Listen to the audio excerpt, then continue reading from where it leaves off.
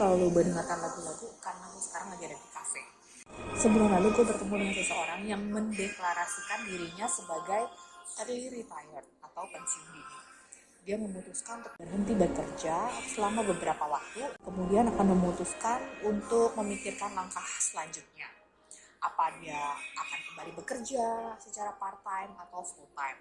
Yang pasti dia masih ingin tetap bekerja di masa retired list sesuai dengan keinginannya, yaitu jadwalnya, jenis pekerjaannya, dan cara yang dia inginkan tanpa perlu terikat dengan jadwal korporat. Sebagai seorang pengejar karir, gue pun akhirnya mencoba bertanya-tanya.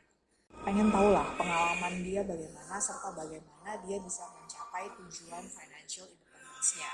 Tentu saja dia nggak bagi secara belak-belakan mengenai detail keuangan serta numbers-nya. Tapi ini beberapa informasi yang gue dapat dari dia mengenai bagaimana dia bisa mencapai status ini sekarang.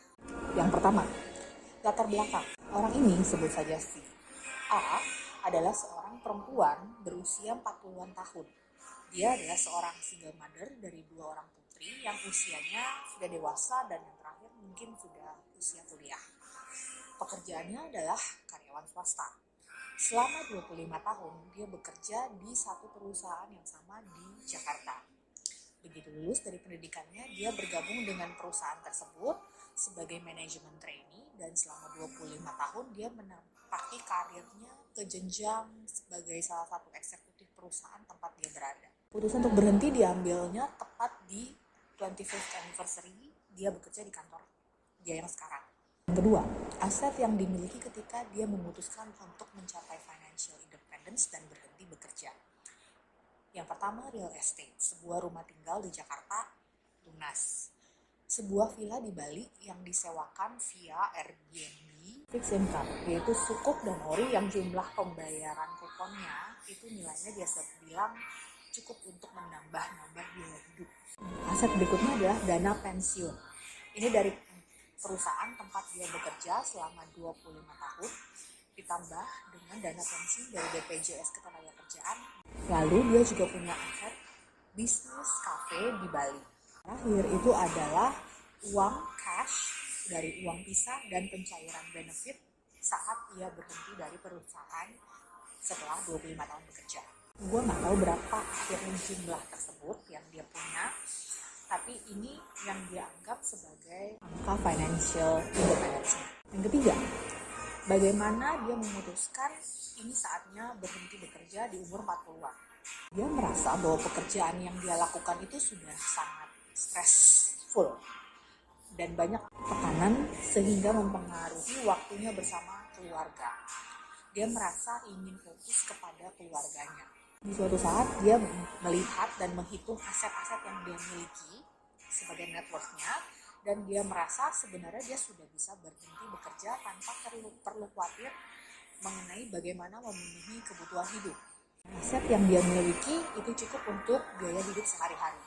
Itulah saatnya dia memutuskan untuk mengundurkan diri. 4. Apa rencananya setelah FIRE? Saat ini dia akan pindah, atau bahkan sebenarnya sudah mulai pindah ya, dari Jakarta ke Bali. Di sana dia punya villa yang disewakan di Airbnb serta sebuah kafe. Dia berencana untuk mungkin di masa depan membuat bisnis, tapi itu pun masih rencana yang belum pasti. Karena dia masih akan mengambil waktu beberapa lama untuk break sebelum kembali bekerja. Berdasarkan informasi yang gue tahu dari dia, makanya gue merasa sebenarnya si A ini adalah dalam status financial independence, tapi belum financial independence retire early standard, di mana seseorang bisa hidup sepenuhnya tergantung kepada penghasilannya. Komunitas pengejar financial independence retire early memiliki beberapa kategori yang mereka sebut sebagai FIRE. Yang pertama, standar FIRE. Itu yang cukup diketahui oleh umum. Rumusnya di mana seseorang mengumpulkan aset investasi yang jumlahnya minimal 25 kali dari biaya hidupnya setahun dan hidup dengan menarik 4% dari jumlah tersebut setiap tahunnya. Biasanya ini cukup untuk biaya hidup dan kebutuhan pokok standar seseorang. Yang kedua, preferred FIRE. Seseorang mengumpulkan aset investasi yang jumlahnya melebihi 25 kali dari biaya hidup setahun bisa 30-33 kali atau bahkan lebih, sehingga selain biaya hidup standar, dia juga bisa menikmati lebih banyak discretionary spending seperti untuk travel, gaya hidup, dan lain-lain. Yang ketiga, lean fire.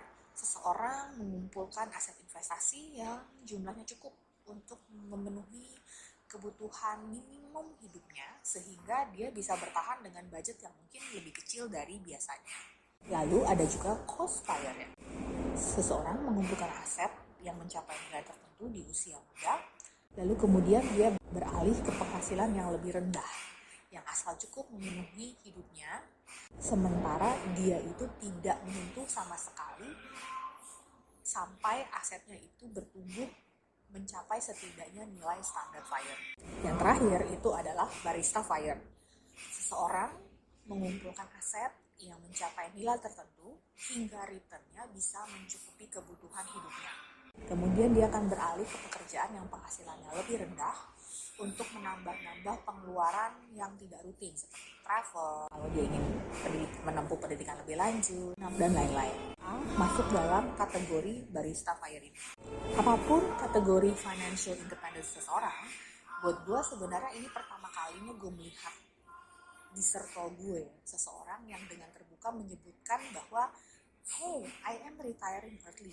Bagi circle kami yang mendengarkan, tentu saja kita mengucapkan selamat kepada dia. Tapi buat gue sendiri, seorang pengejar fire, ini jadi motivasi gue untuk mengejar target fire gue sendiri. So, it's not about how much you make, it's about how you manage your money. Salam.